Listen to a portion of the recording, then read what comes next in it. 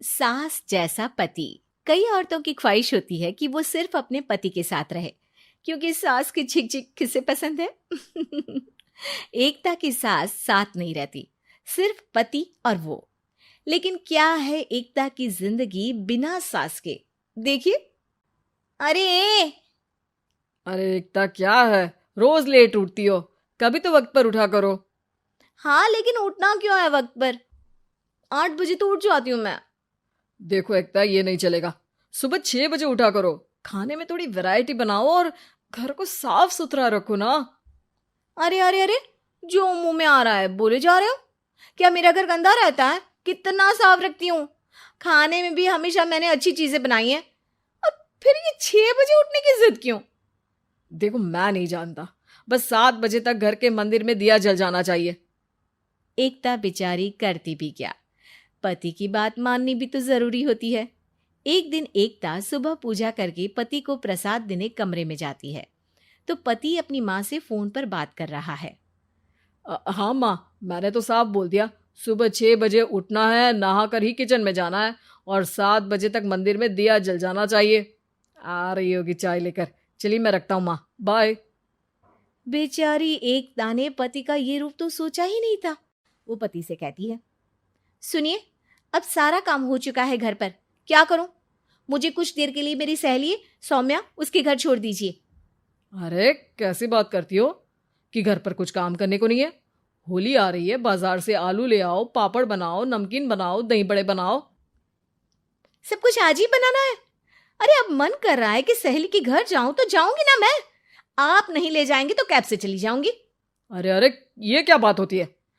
चलो ले जाता हूँ तुम्हें। तैयार हो जाओ जल्दी से।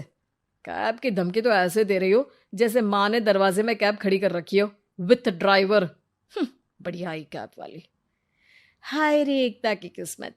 वो सोचती है कि सास साथ नहीं है, लेकिन पति के हाव भाव किसी अक्कड़ू सास से कम ही नहीं है।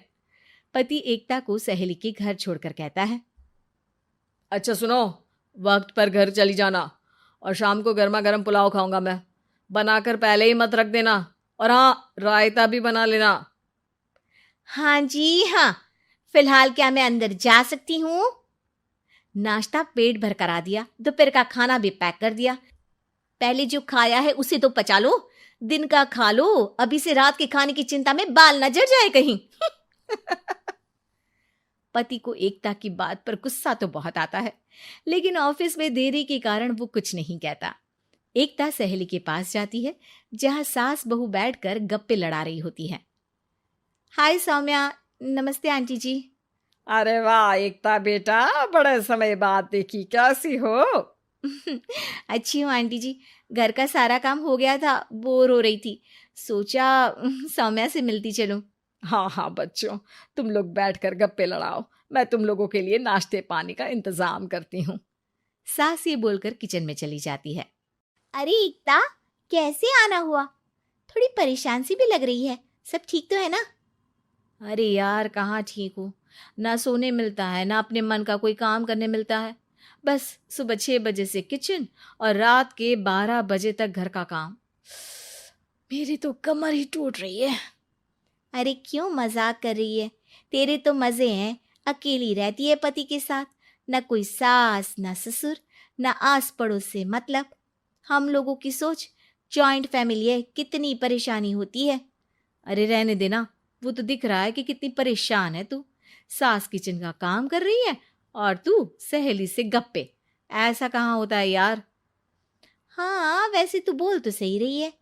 सुबह थोड़ा सा भी लेट हो जाए ना उठने में, तो मम्मी जी किचन संभाल लेती है। पति तो जाते वक्त उठाते हैं कभी कभी मुझे। पर मेरी छोड़, तू बता, सास साथ रहने आ गई है क्या, जो सुबह 6 बजे उठना पड़ता है? पति तो तेरा 10 बजे ऑफिस जाता है। 4 घंटा खाना बनाने में लग जाता है क्या तुझे, एक लोगों का? अरे रहने देना यार, मेरा तो पति ही सास से कम नहीं है। सारा दिन का ड्रामा। अरे बातें सुनाना, बोलियां बोलना, कोसना, क्या क्या नहीं आता है उसे। यार मैं तो हैरान होती हूँ कभी कभी कि ये सास की आत्मा तो नहीं आ जाती ना इसमें। अरे परेशान हो चुकी हूँ। इतना ही नहीं, वो तो अपनी माँ से मेरी चुगली भी करता है। समझ गई। मतलब तेरे पति की गाड़ी चल यहाँ रही है, लेकिन रिमोट तेरी सास के पास ही है।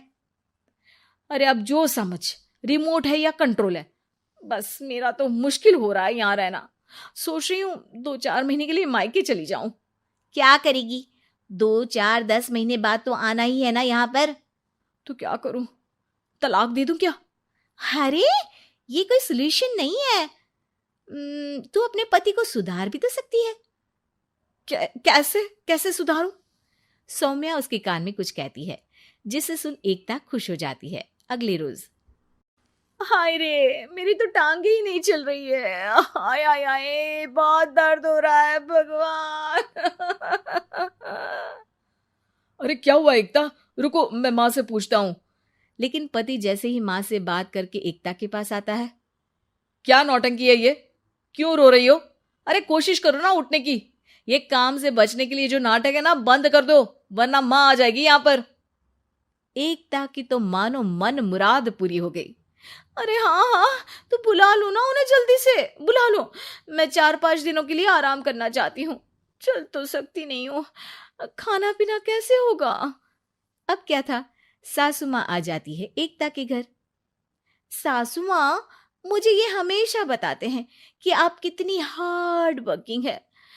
बस अब अगले 15 दिनों तक मैं आपको देखूंगी और आपकी जैसी ही बनूंगी। ये बता रहे थे कि आप 5 बजे सुबह उठ जाती हैं और अरे बेटा, कुछ ज्यादा ही नहीं बता दिया तूने।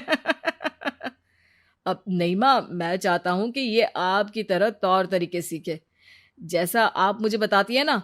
मैं तो हमेशा हॉस्टल में रहा, कभी देखा भी नहीं आपको, लेकिन मैं चाहता हूं कि एकता पूरी आपकी कॉपी बने, घर गृहस्थी आप ही की तरह संभाले। हैं? हाँ हाँ। तो अब माँ जी यही है, तो क्यों ना कल से शुरू। लेकिन अगले दिन सास 9 बजे सोकर उठती है। बेचारा बेटा बाहर से खाना मंगा कर खाता है। शाम को घर आता है तो सारा घर बिखरा रहता है। अरे माँ, ये घर इतना बिखरा क्यों है? अरे वो बेटा, आज वक्त ही नहीं मिला किचन से। सुबह का नाश्ता, दिन का खाना, अब रात को तो मेरा मन ही नहीं है कुछ बनाने का, तो बाहर से ही ले आ, या दिन का जो खाना बचा है ना वही खा लेना। ओ माँ, इससे अच्छा तो एकता कर रखती है। भले ही आराम आराम से काम करती है, लेकिन आज तक मुझे बासी खाना नहीं खिलाया। खुद तो तुम 9 बजे उठी हो, वो तो फिर भी 8 बजे उठती थी। अरे बेटा, मेरे बस की नहीं है 8 बजे उठना, वो तो ना मैं झूठ बोल रही थी। मैं तो चली अपने घर। अरे कम से कम तेरे पापा मुझे सुबह की चाय खुद तो बना कर देते हैं ना। ना जी ना, मुझे नहीं रहना अपने बेटे के पास। ये बोलकर सासू माँ चली जाती है अपने घर और एकता की लाइफ फिर से सेट हो जाती है बहुत अच्छी तरह।